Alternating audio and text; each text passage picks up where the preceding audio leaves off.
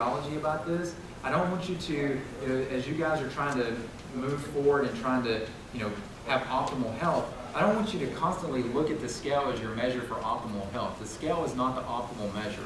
It helps, it gives you a good idea about progress, but it's not the end-all be-all. And the reason that living food is important, just to kind of go one step further with this, it's a recognizable source of nourishment. So now when you eat that, your body knows what to do with it. It can break that food down, it can take the nourishment from that food, the nutrients from it, it can take it, it can stick it into metabolic pathways in your body, and it can keep those metabolic pathways functioning for you so that you're energetic. As opposed to a non-living food, which it actually has to further break down and try to literally detoxify that food out of your body. Foods that are higher in nutrients, so it doesn't deplete your nutrients. It's always ideal that if you can get whatever ideal nutrition you can get from a food, you want to get it from a food.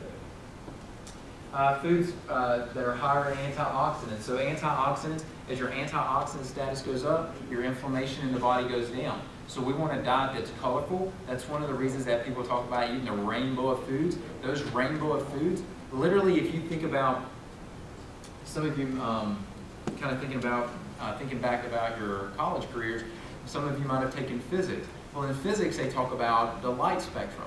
Well, if you look at foods that fall into the colorful area, the light spectrum, the wavelength that those foods have, are actually consistent with human physiology, with the way that our body functions. If you look at foods that are the white and the brown foods that we all kind of shun, those foods, the wavelengths of those colors are not consistent with human physiology. So nature's pretty adept in what it's trying to tell us just based on food color, right? So we should take that as an indication. Some of you might, if you've been to your docs recently, things like this, these C-reactive protein, homocysteine, insulin, these are just markers that you see on lab tests that you want to try to keep these levels low. And then promote stable glucose. One of the things I tell my patients is that there's two things that, if we don't take care of two things, that we're not going to be able to make progress. One is an anemia, and two is an unstable blood sugar. It's that important. Literally, unstable blood sugars will disrupt nearly every other pathway in your body. And the reason that I'm putting emphasis on this is because when you go to your doc and they're looking at your blood glucose, your body will disrupt a lot of other things around your blood glucose to keep it in an ideal range. So we want to make sure that a lot of the ideology that I've given you about making those good dietary choices, you don't want to disturb glucose, but you don't want to disturb the other things around that control the body's glucose either. We want to keep that all nice and steady. So this is what an ideal food pyramid should look like. Most of your diet should come from fruits and vegetables. Now, some of you that have heard anything about the paleo diet before may think that the paleo diet is a high protein diet. It's only a high protein diet if you make it a high protein diet. I personally think that people that eat paleo or go more of a paleo mindset can learn a few things from vegetarians. And I'm by no means a vegetarian, okay? I'm a meat eater through and through, but the majority of our diet should come from fruits and vegetables because these are where we're going to get our antioxidants from. There's a lot of nutritional value down here. But then you can see you've got your meats, your eggs, your oils, and then your herbs and spices and things like that up there, right? So that's more of a balanced idea of what a food pyramid should look like. It's more consistent with the way that our bodies function on a day in and day out basis. And I started you off with Hippocrates. I've moved you up quite a few years, right? A couple of centuries here, and we get to Thomas Edison. And this was somewhere back around 1900, I don't know the exact years, but the doctor of the future will give no medicine, but will instruct his patient in the care of the human frame. So you can think about that as exercise, right? In diet, and in the cause and prevention of disease. That sounds like a completely different ideology from what we typically think about as healthcare today, right? We're kind of in crisis mode most of the time. We don't want to get to crisis mode. We want to be proactive about our health and make the good dietary and exercise choices. So here's what I would like for you to take away from this. Don't think about food as just something you have to eat on a day-to-day basis. Food is literally a biochemical balancer in the body. It's medicine for you or it's poison against you. One of the two. You want that food to be medicine.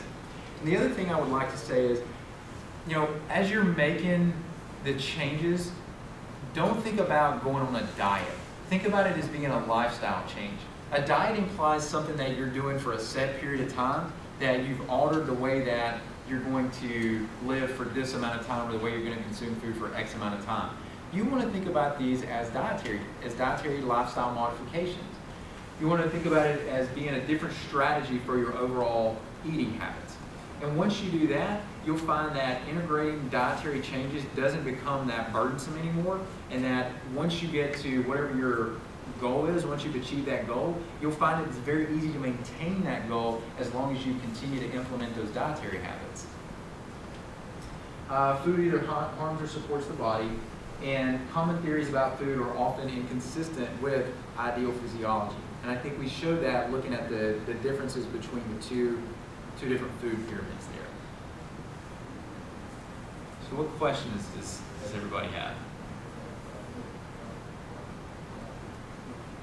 What's your opinion about moderation in regards to something that comes out of that popular spread it off and then trying to get back on it more eventually? Right. Could you repeat the question? What he said was, what about moderation? He was thinking in terms of making dietary changes, and once he's abstained from something, then going back to it, or having a strong desire to go back to it, maybe having cravings, something of that nature for it, right? I think what you're looking at there is that to be able to, I'm not saying that you can't ever have something that's less than ideal, right? The idea is that you want the bulk of the food that you consume to be ideal, because that makes it, when you do consume something that's not ideal, it doesn't really make it a problem for the body anymore. But you have to think about it. It's hard for me to give a definitive answer on this, like just a blanket answer, because everybody's a little bit different here. I'm not going to give the same answer back to your question for someone who's already in a diabetic state versus someone who's exercising and taking good care of themselves, right? If someone who's exercising and taking care of themselves, if they eat a little sweet here and there, probably not that big a deal. I kind of joke about that and say, you know, if you took Paleo Man and he's out living off the land, he probably came across some pokeweed berries every now and again.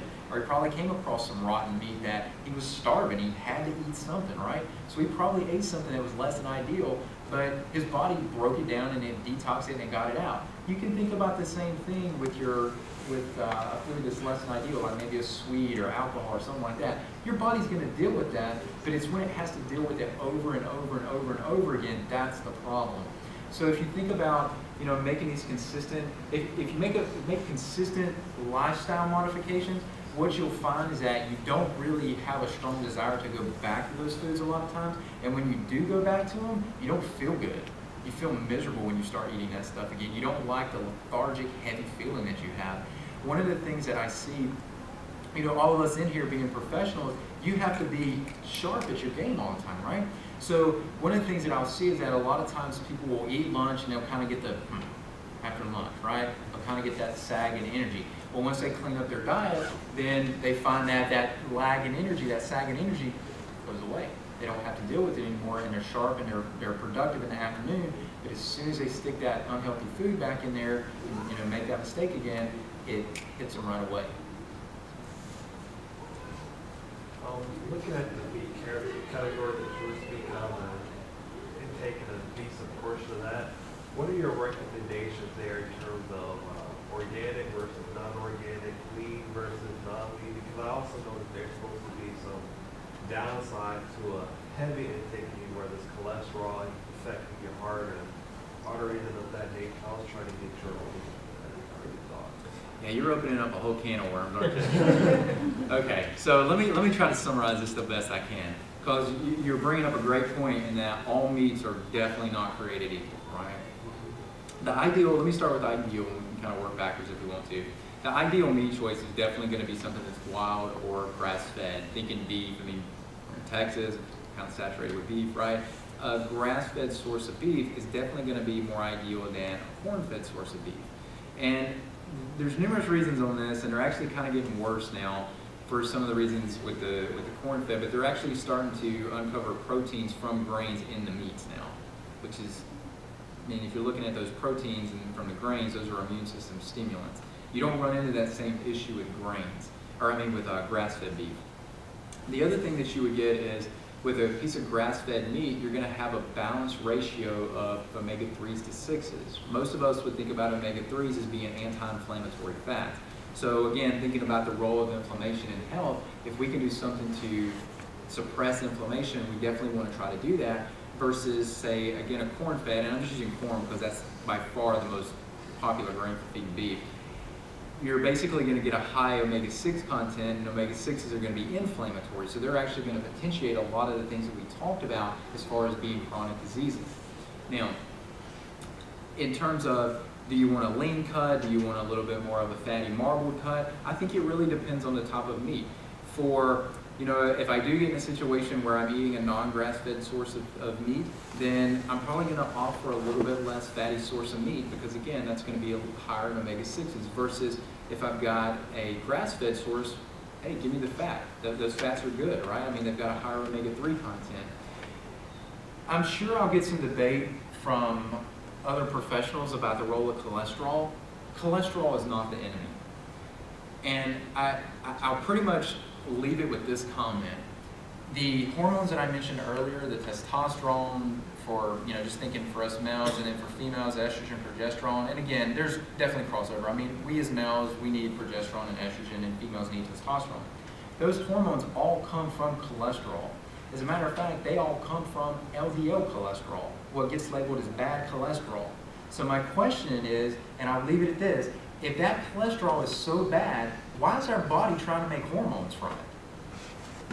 I mean, it's inconsistent with just normal functional physiology in our body, right? There are problems with cholesterol, but just to blanketly demonize cholesterol, you can't do that, right? So I don't too much worry about it in the diet because more or less when you look at where cholesterol comes from, it's coming from animal-based sources.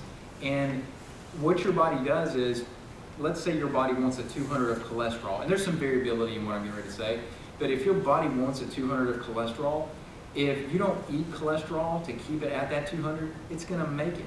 And if you are eating it, then it doesn't have to make as much to keep that 200. It can absorb it from your gut, right? So it's going to kind of determine whatever amount of cholesterol you need to maintain your health. It's going to pretty much keep it there.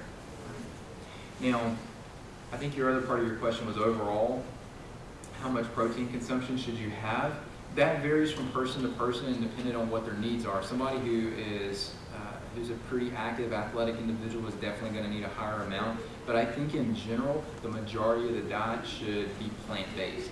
That's where it should come from. I do kind of feel like you should have probably a little bit of protein at each meal, but you know, if somebody has a lot of vegetables at one meal, just kind of as a random meal, they eat all their vegetables and they don't eat any protein, well, that's okay too. I mean, your body doesn't necessarily say that, hey, I need this amount of protein, this amount. We don't really work that way, right? So you want an adequate amount, but not too much. What is your point of view of intaking vitamins? Of intaking vitamins? Vitamins. I definitely think for most people it's necessary. And I base that comment not off of opinion, but off of two other things. I base it one off of what medical literature says. There are numerous indications within, I mean, literally we could stack this area up right here with medical journals just related to nutrition and the effects of nutrition and B vitamins and antioxidants and minerals and things like that. But the thing about it, and this is where I think you have to be cautious about supplementation, just to blanketly take supplementation is not a good idea. You need to know what supplementation you need. Let me give you an example.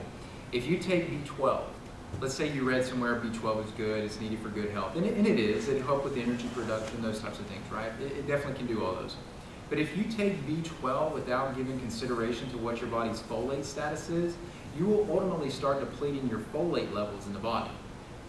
When that happens, all the benefits that you got from B12 or that you could get from B12, you lose those because you're depleting folate levels in the body. So whereas you may have been taking the B12 to increase energy, you actually put yourself at an increased risk for not being able to have adequate energy because you ran your B12 or you ran your folate levels down. So there's a balance there. The body likes things in kind of this nice steady balance, kind of middle ground there. It doesn't like extremes and excesses. really too much at all. So there's absolutely a role for supplementation, but it has to be guided supplementation. It has to be based on what your individual need is, and your need is not going to be the same as my need based on your environment's different than my environment, your genetics are different than my genetics. There's just a lot of different variables that have to be accounted for, and that's why doing something where you're actually looking at assessing living, viable tissue to see how the nutrients are functioning in that tissue is really the best methodology on that. So how can a nutrition expert add value to someone? I think did everybody hear that? So the question was, how can a nutrition expert add value?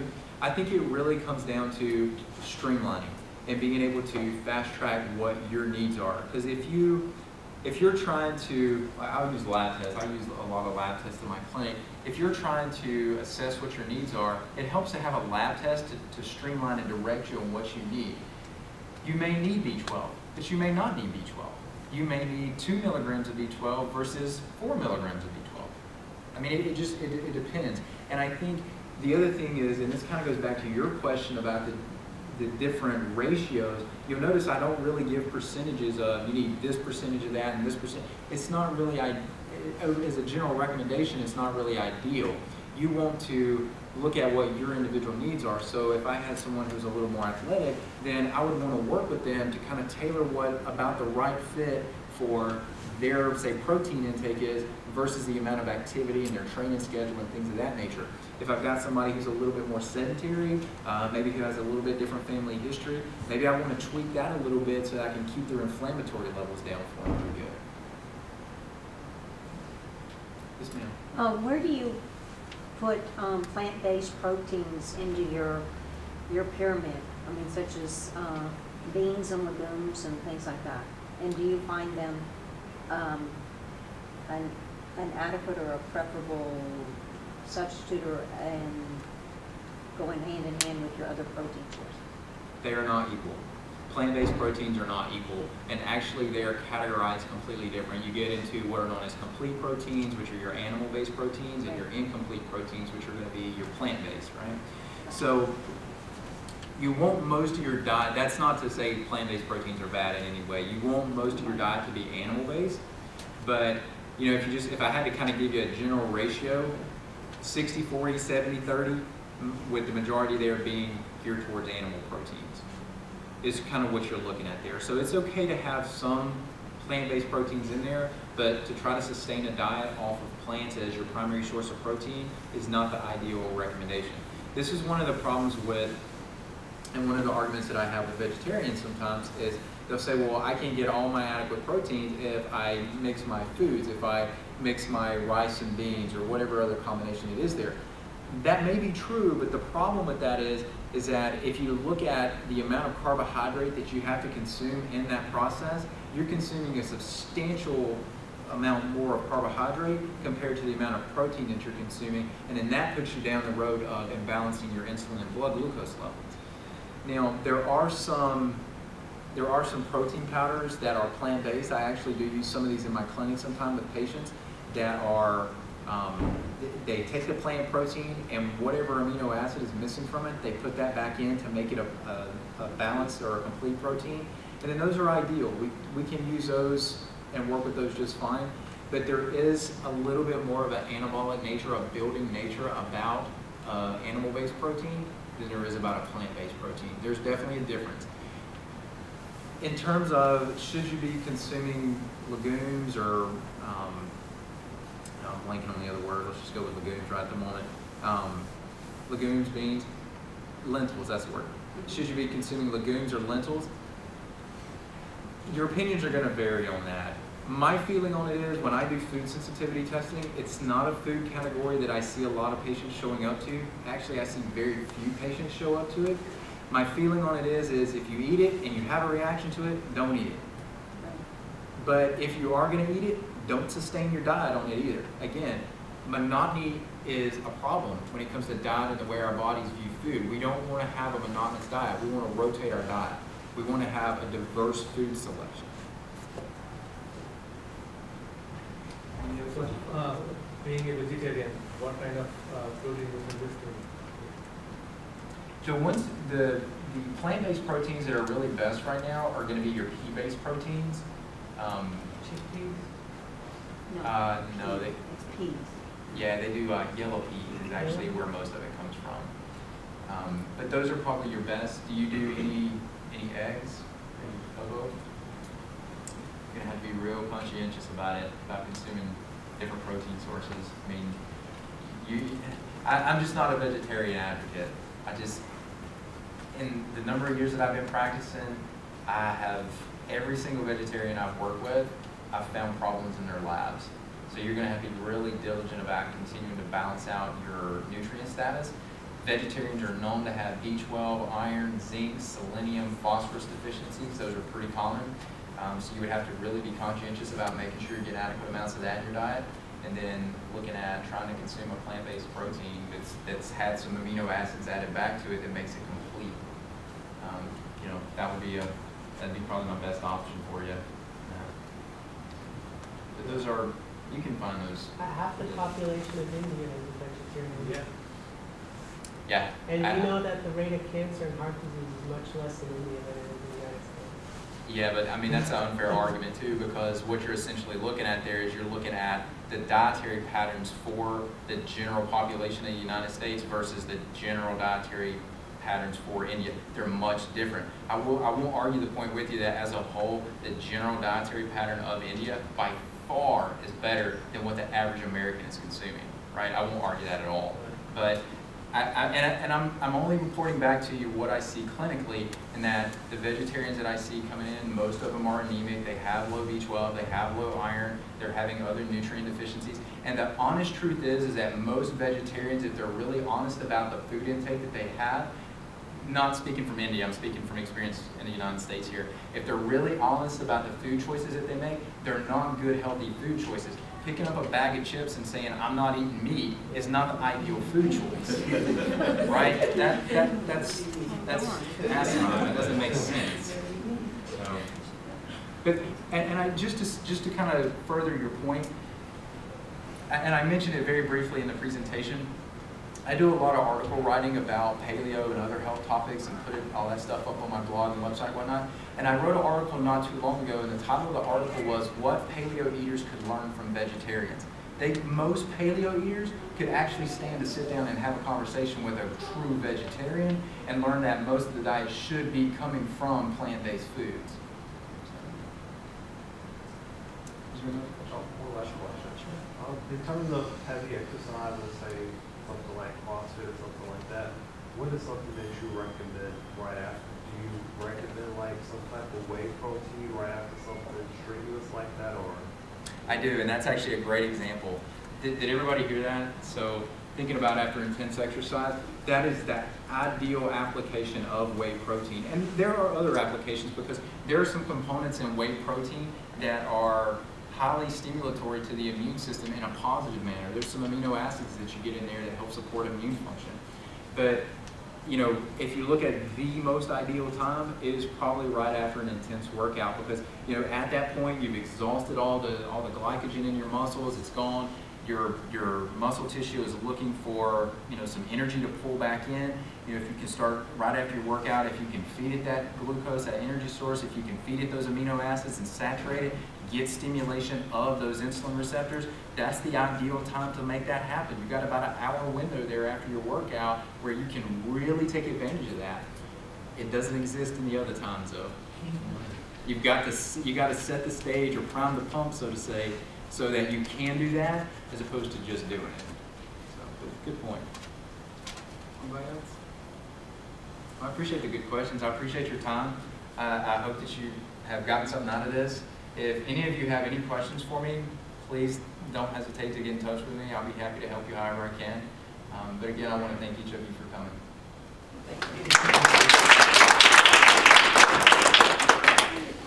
I can forward Dr. Hill's contact information to everybody. Please do.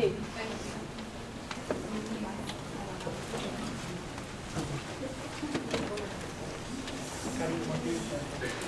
You're leaving? Thank you, madam.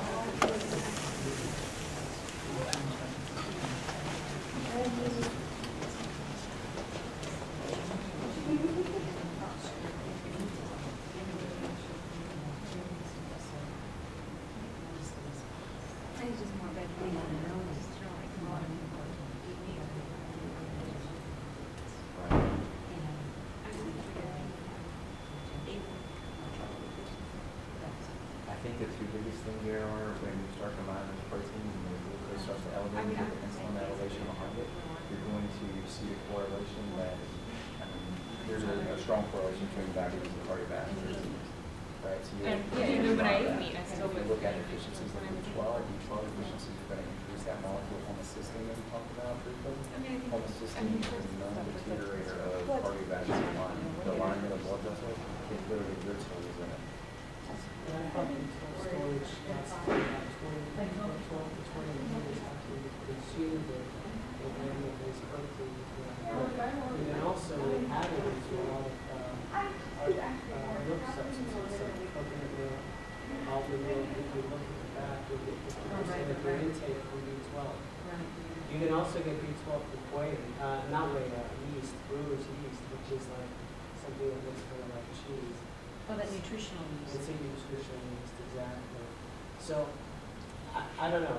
I'm the vegetarian practice as well, and primarily because my doctor told me I had kidney issues, and for 3 years I haven't had a single elevation of creatinine levels by being a vegetarian. But I think what you have to understand on this is that you're coming to the table with an extraordinary circumstance, just like your husband is. The way that I answered the question was as a generality to the population, right? So there are scenarios like yours where consuming, especially kidney situations and liver, you don't want to overconsume protein in those scenarios, and you have to comp for that. But you also have to look at the nutrient levels in it too. And again, I was just sharing my experience with you on that, is that when you look at the lab test, the B12 deficiency shows up fairly often with vegans. Well, and then the other thing that doesn't make sense with people to me is that cholesterol, your body doesn't make cholesterol, okay, so it's all right. But oils and fats are important for our minds and our systems. We get handle on this, where we have family studies and these kind of, we can't do any surgery or anything, or it's kind of like the death sort of thing. You want to make sure you get cholesterol. Right. And again, everybody's not the same on this. So even the way maybe you react to it as you're getting done, the way your husband reacts, it's not going to be the same. And that's why you have to look at those labs to really determine what the needs are. You know, your points on the B12, some people's absorption of B12 is going to be impaired. I mean, even if they have something like a pernicious anemia, then I've got to figure out ways around doing even oral B12 with them.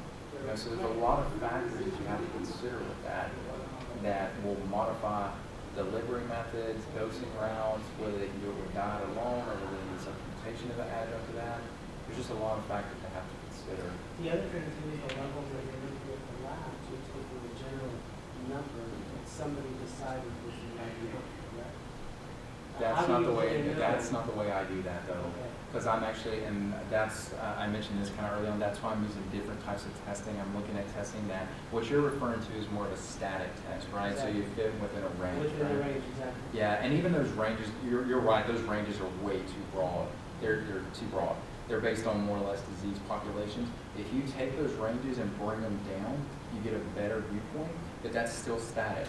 You can do what are known as functional tests, and the way that I do my nutrient assessment is through functional lymphocyte or white blood cell proliferation. So we actually, when that blood goes to the lab, they pull the white blood cells off of it, which are still living tissue, and they put them into trays with individual nutrients in them, and they see what the growth media of your cells is versus the amount of nutrient that has to be added in or taken out. So it's literally testing your white blood cell against your need.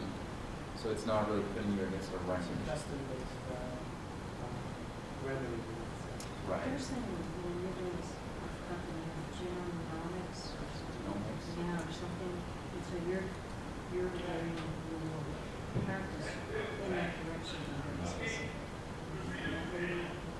She's a text nutritionist, is serious nutrition neighborhood. Why her name? Someone really must have party tapes on it. I don't know her name. Sorry.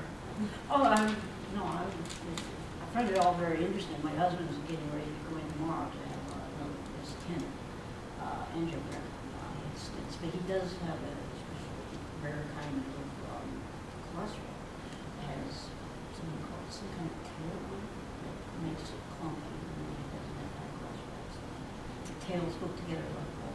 The LP right? is he a big animal protein? He is, and we've been, in the news lately, there's been this Mediterranean diet that we just came out with that says that it's low in 30%. It's very That's all similar it is to today. this. It's very similar, and the same, it's lean meats and vegetables and fruits and nuts and some of the olive oil.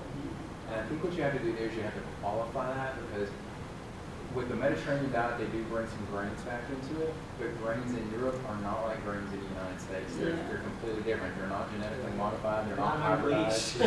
Yeah, I mean, it's a completely different Well, I food. found what you said was helpful, because one of the things my son asked me just last night was, what about spaghetti? He was like, he eats spaghetti a lot. And then he said, what about spaghetti? Can we still have spaghetti? And I said, I said, I don't think so, but I didn't probably would.